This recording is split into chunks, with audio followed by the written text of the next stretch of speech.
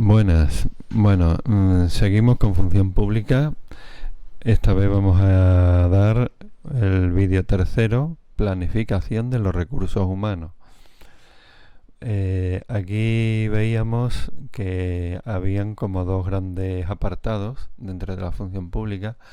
Una parte la estructuración básica de la función pública y por otra parte la planificación de recursos humanos. Entonces, en cuanto a la estructuración básica de la función pública, era a través de la RPT y a través de las plantillas presupuestarias.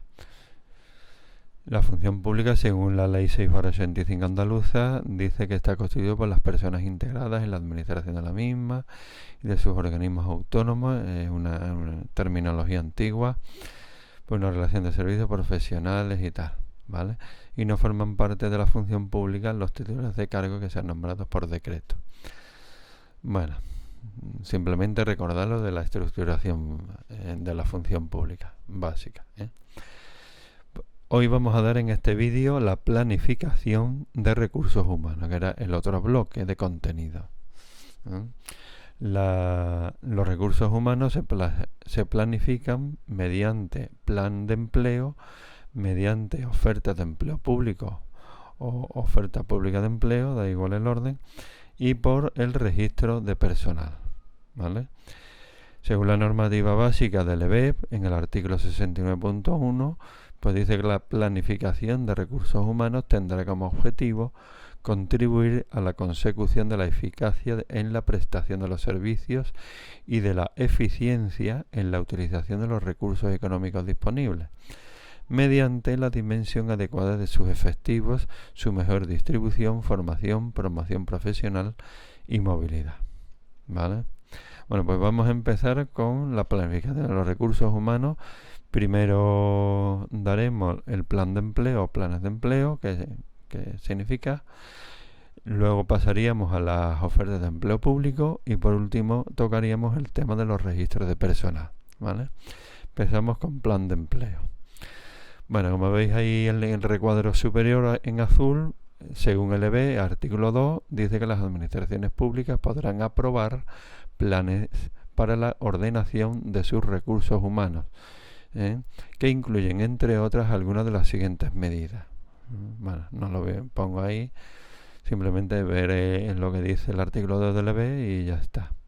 Dice, una de las medidas que podría incorporar un plan de empleo, una de las medidas, no significa la única, pero una de ellas sería la llamada reasignación de efectivos, ¿vale?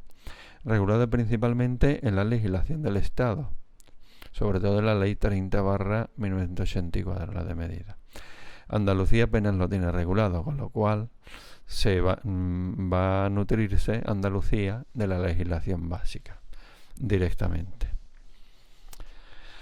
Entonces, pues bueno, vamos a ver la reasignación de efectivos, ¿no? La reasignación de efectivos se producirá en 3 fases por las que pasarían los funcionarios de carrera cuyo puesto ha sido suprimido como consecuencia de un plan de empleo.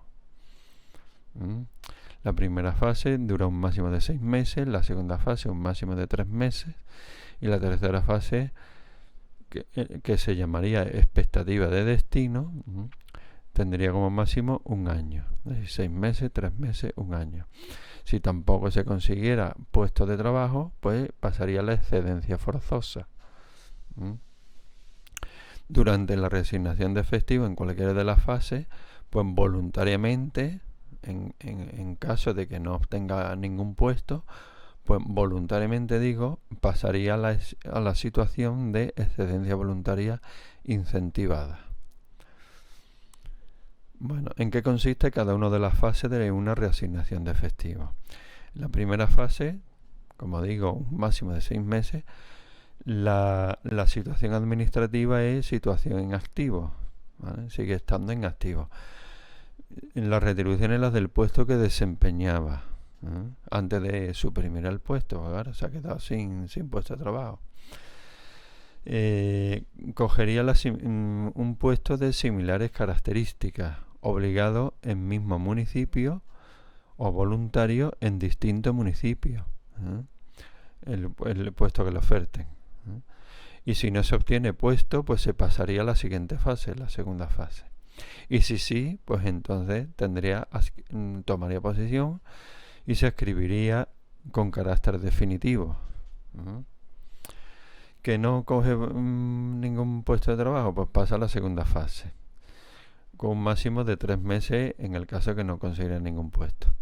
Seguiría estando en activo como situación administrativa, la retribución no cambia, sigue siendo la del puesto que desempeñaba, le deben de ofrecer un puesto, ¿no?, de similares características, que será obligatorio cogerlo en el mismo municipio o voluntario en distintos municipios, ¿vale? Prácticamente igual que en la primera fase, ¿vale? Y si no se obtiene puesto, pues se pasa a la siguiente fase. Y si sí, pues se pasa a la que básicamente es la misma característica en la primera fase, solo que aquí la segunda fase dura un máximo de 3 meses. Bueno, pues como digo, si no le dan ningún puesto, pues pasa a la tercera fase y última.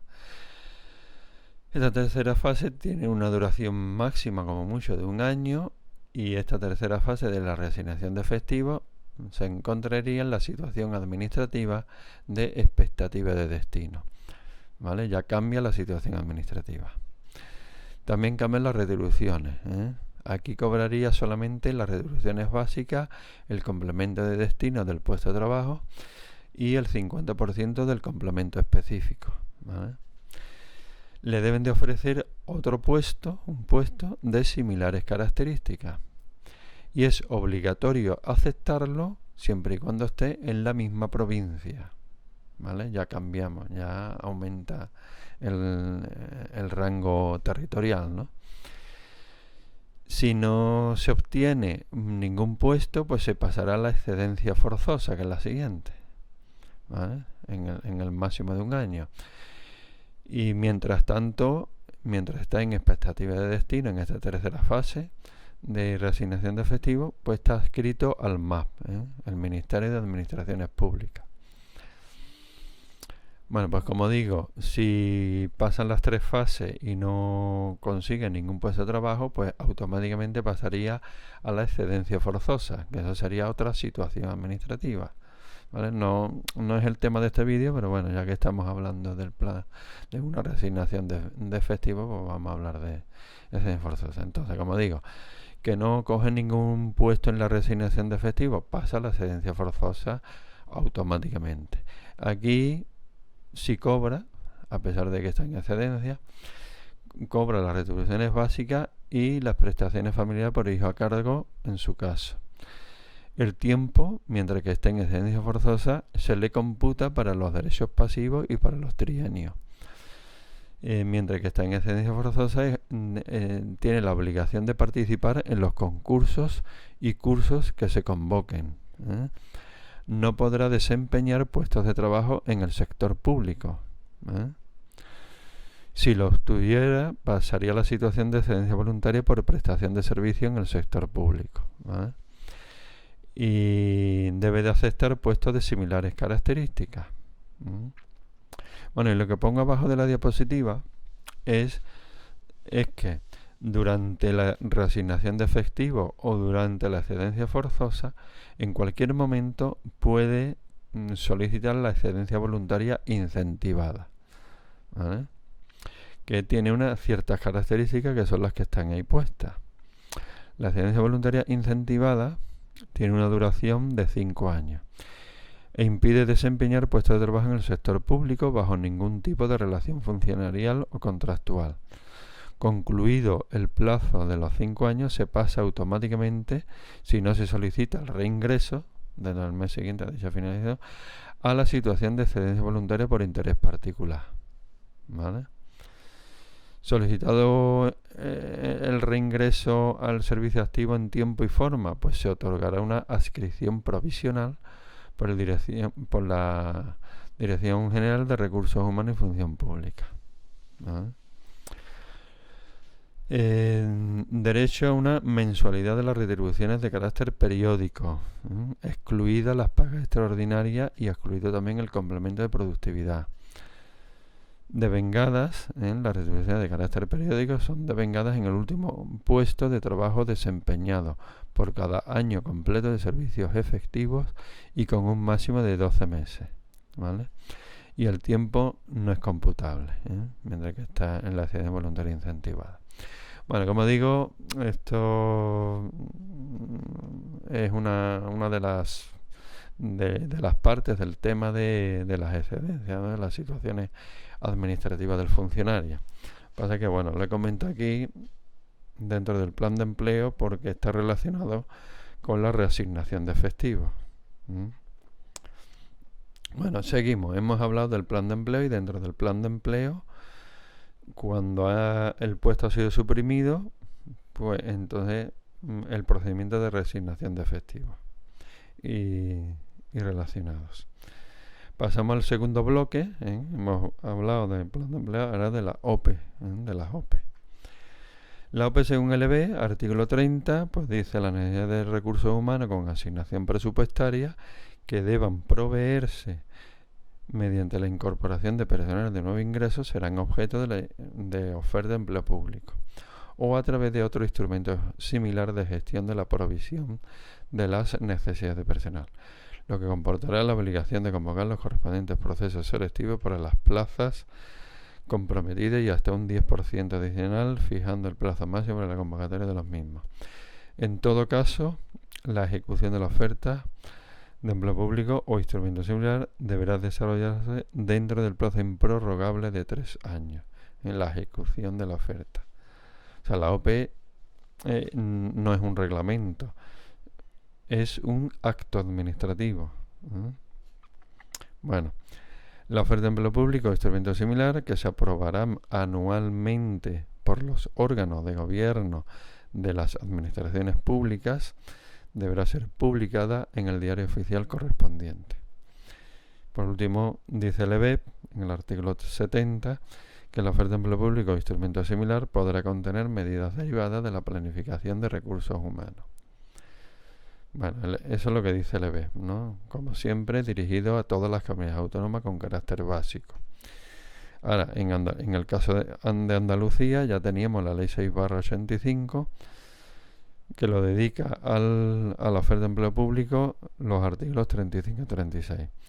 Dice la ley andaluza: será objeto de oferta de empleo público como instrumento de planificación de recursos humanos las vacantes presupuestariamente dotadas, cuya cobertura se considere necesaria y que no pueden ser cubiertas con los efectivos de personal existentes. Las vacantes de personal funcionario se agruparán por grupos, cuerpos, especialidades y, en su caso, por opciones de acceso. Y las de personal laboral por grupos y, en su caso, categorías. O sea, se trata de puestos vacantes, es decir, la OPE trata de un conjunto de puestos vacantes dotados presupuestariamente cuya cobertura se considere necesaria y no puedan ser cubiertas por los efectivos existentes de personal, ¿no?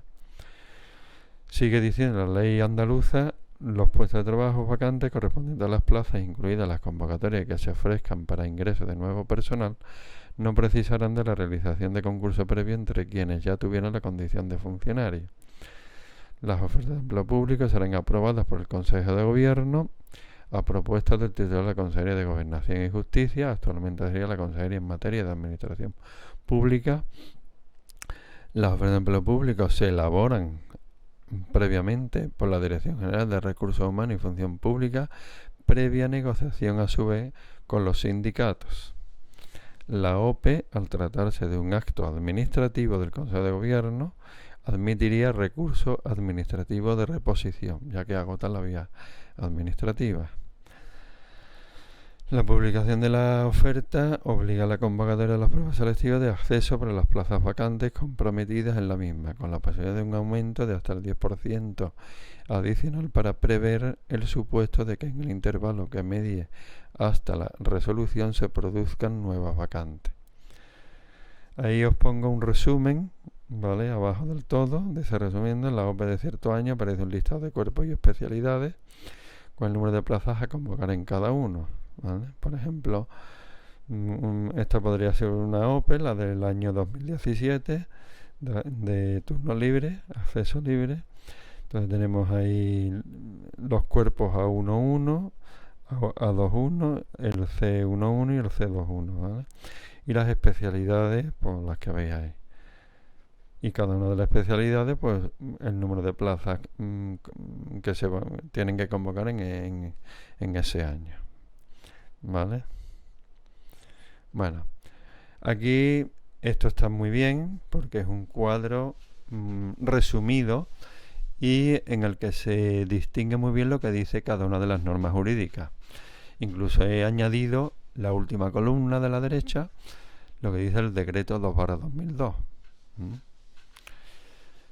Entonces la primera columna es del EVE en el artículo 70, necesidad de recursos humanos, que es la OPE por necesidad de recursos humanos con necesidad presupuestaria que deban proveerse mediante la incorporación de personas de nuevo ingreso.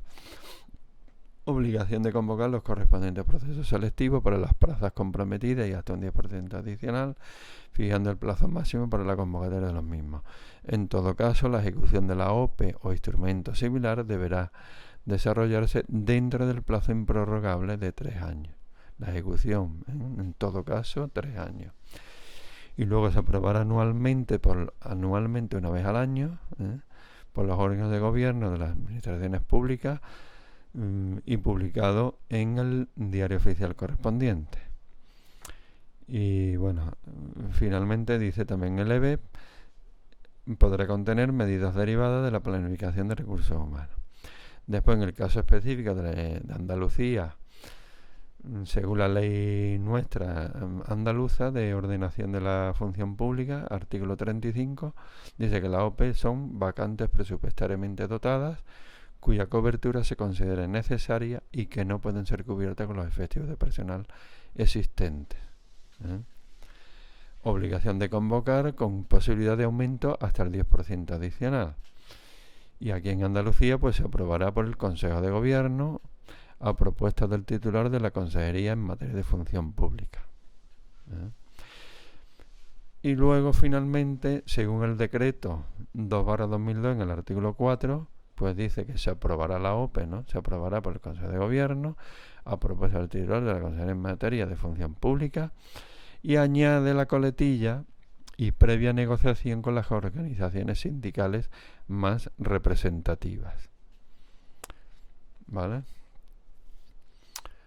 Bueno, luego, bueno, ahí debajo del cuadro, pues digo que la OPE, al tratar de un acto administrativo del Consejo de Gobierno, que no es por lo tanto un reglamento, pues admitiría recursos administrativos de reposición. Bueno, y pasamos al último bloque de contenido de este vídeo, que es el registro general de personal. Recordemos que teníamos estos tres, ¿no? Plan de empleo, OPE y registro de personal. Pues vamos a ver ya el último, registro de personal. Como siempre suelo hacer, en la izquierda el EB del Estado con carácter básico y en la derecha en la Andalucía con la ley 6/85.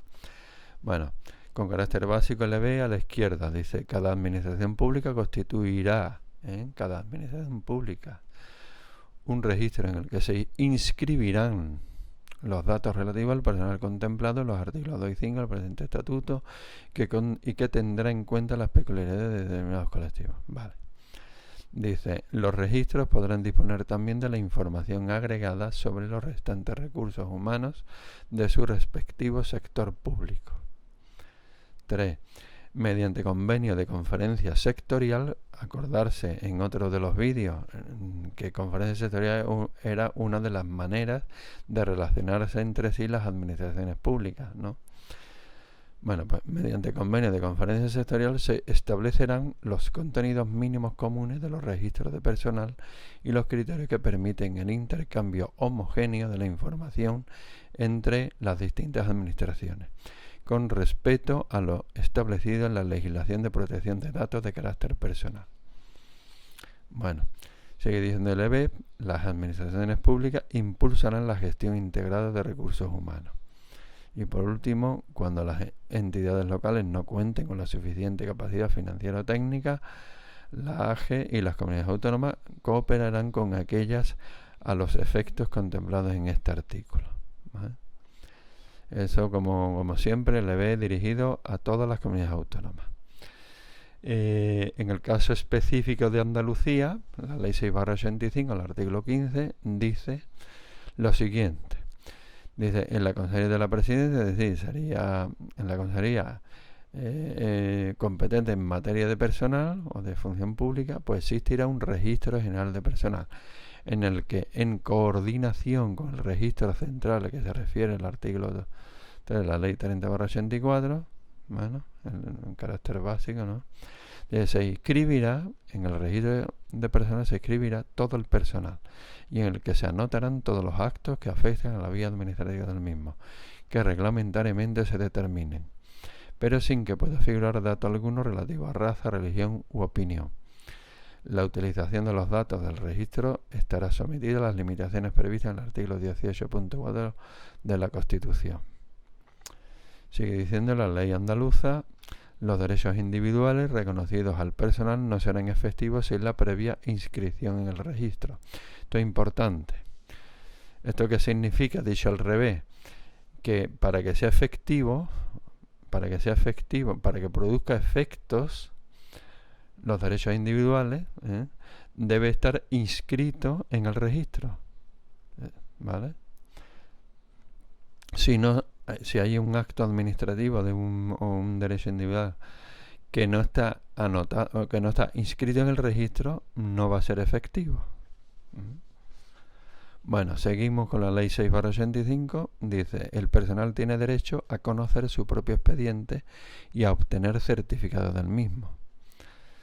Y luego una competencia, ¿no? La autorización, denegación, suspensión y cancelación de las inscripciones en el registro general de personal es competencia del Director General de Recursos Humanos y Función Pública, ¿vale? Autorización, denegación, suspensión y cancelación de las inscripciones. Bueno, seguimos. Ahora aquí desarrollo lo que dice el reglamento que regula el Registro General de Personal, aprobado por decreto 9/86 de 5 de febrero, modificado posteriormente por decreto 269/2001 de 26 de diciembre. Dice muchas cosas. Dice, será objeto de inscripción registral los actos y circunstancias que afectan a la vida administrativa, dice, del personal funcionario, eventual, interino y estatutario, así como todo el personal que tenga una relación laboral con la administración de la Comunidad Autónoma de Andalucía. Se determina en el artículo 14 del presente reglamento, ¿vale? Es decir, prácticamente todo el mundo, todos los empleados públicos de la Junta de Andalucía.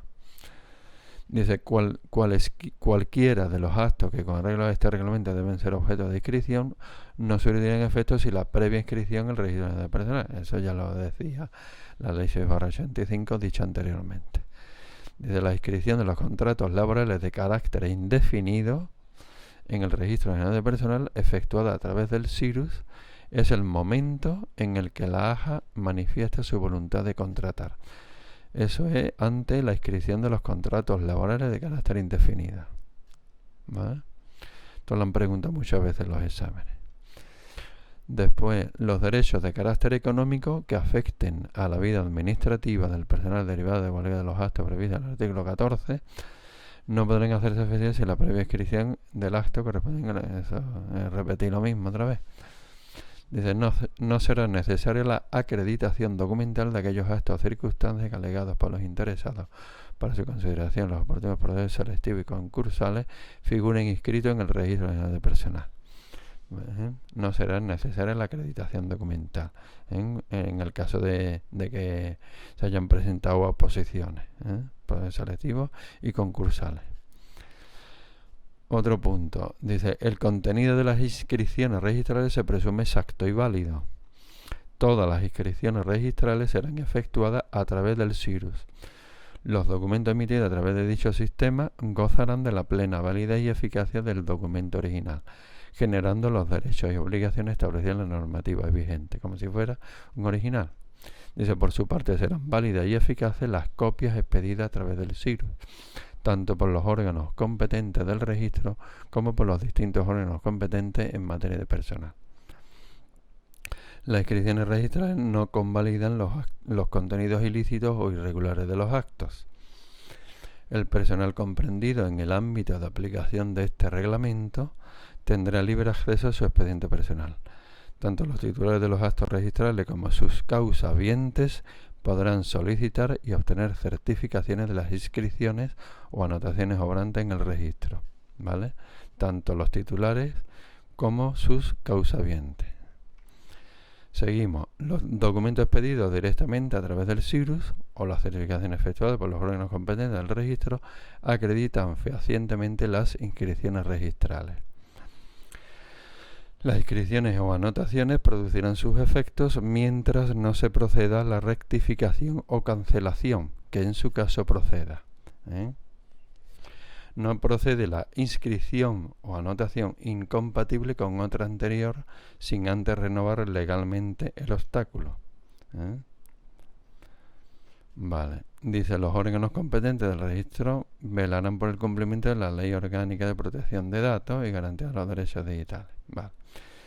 El artículo 14 viene el listado de qué actos son objetos de inscripción en el registro, ¿vale? Hacer una visual al propio decreto, yo aquí no lo he puesto. Luego, las modificaciones y cancelaciones de las inscripciones que ya están en el registro tendrán lugar mediante inscripción marginal de las causas que las originen. ¿Y quién lo hace? Los órganos competentes del registro. Serán canceladas las inscripciones registrales cuando los actos que se acreditan hayan sido anulados por la Administración o hayan sido anulados por sentencia judicial firme. Los errores materiales o de hecho producidos en una inscripción registral serán rectificados por los órganos competentes del registro, cuando así se determine por resolución de los órganos que hayan promovido la inscripción. Las cancelaciones de las sanciones disciplinarias se regularán por sus disposiciones específicas. La competencia para promover las inscripciones registrales de los actos del artículo 14 corresponde a los órganos competentes en materia de gestión de personal de las distintas consejerías y agencias correspondientes, ¿vale? Se acreditarán a través del SIRUS. Cuando los órganos competentes del registro observen que pudiera existir discrepancia entre el contenido de la inscripción que se promueve y las actuaciones y administraciones previas u otras inscripciones del registro, podrán solicitar del órgano proponente la información o documentación necesaria para pronunciarse sobre la inscripción. Procede la inscripción registral cuando así se considere por el órgano competente del registro, previa comprobación de los requisitos exigidos en cada caso. Procederá la suspensión del trámite de la inscripción, es decir, que se suspende el trámite, se suspende la inscripción registral por el órgano competente del registro y será notificada al órgano que promovió la inscripción para que proceda a su subsanación. ¿Vale?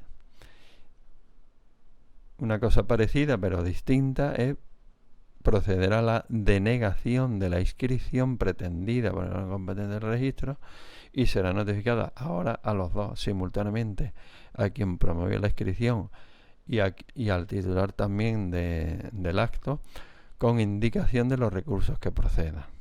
¿Vale? Esa es la diferencia entre suspender el trámite y denegar el trámite. Suspender la inscripción hasta que se subsane y se notifica al órgano que promovió la inscripción. Sin embargo, la denegación de la inscripción es denegación, ahí no hay suspensión, ahí hay denegación, no se inscribe. ¿Vale? Y aquí se le notifica no solamente a quien promovió la inscripción, sino también al titular del acto. Y bueno, aquí tenemos para terminar una diapositiva que con todo lo fundamental del Registro General de Personal, ¿vale? Aquí se aclaran muchos conceptos con esta diapositiva. Vamos a ver, empezamos arriba a la izquierda. Aparece un despacho y dice órgano competente en materia de personal de una cierta consejería X, la que sea, ¿vale? En materia de personal. ¿Qué es lo que hace? Pues se dirige hacia la derecha con la flecha, se dirige al órgano competente del registro de personal, que está simbolizado por esa señorita con el moño, y sus libritos y tal. Entonces, ¿qué es lo que le dice el órgano competente en materia personal al órgano competente del registro? Pues promover la inscripción. Promover es como solicitar, ¿no? La inscripción de cierto acto que viene recogido en el listado del artículo 14 del reglamento del registro, ¿vale? Promueve la inscripción de cierto acto en el artículo 14. ¿Qué hace la señorita?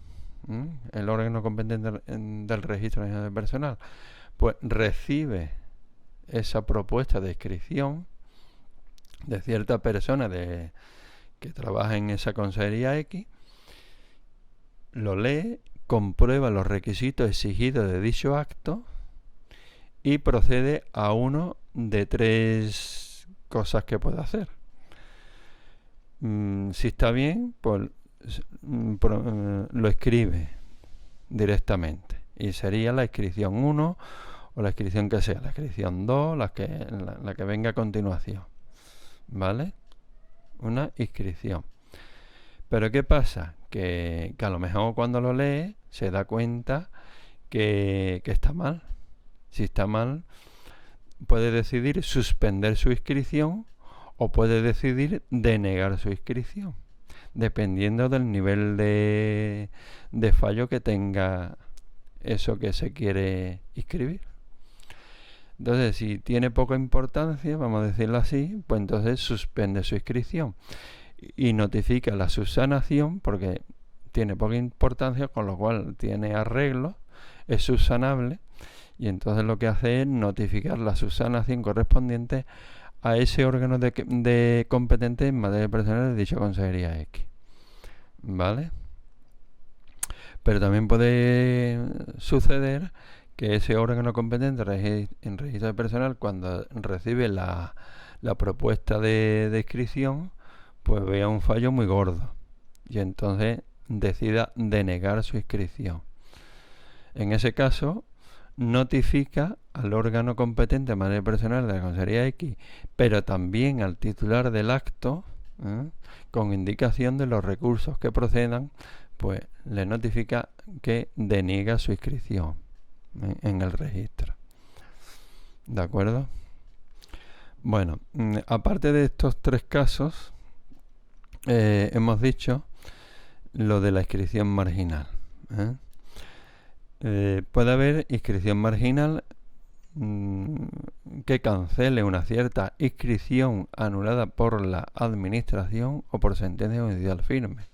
Eso sería un caso de inscripción marginal. Habría otro caso de inscripción marginal en el que se rectifica o modifica una cierta inscripción, ¿vale? Pero no se cancela, sino que se rectifica o modifica esa cierta inscripción con errores materiales o de hecho, así determinado por resolución del órgano que haya promovido la inscripción, ¿vale?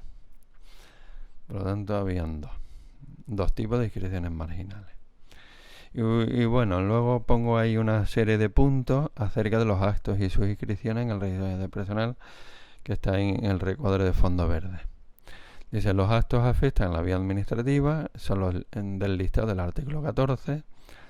Los actos tienen efecto mientras no se rectifique o cancele su inscripción eso se haría mediante una inscripción marginal, que lo hemos dicho antes. Los actos que deban ser inscritos y no le estén, pues no surten efecto, ¿vale? Eso también lo hemos dicho. Las inscripciones se presumen exactas y válidas y producen efectos, como hemos dicho antes. Si se quiere cancelar o se quiere rectificar, pues haría falta una inscripción marginal. Bueno, las inscripciones se efectúan a través de SIRUS.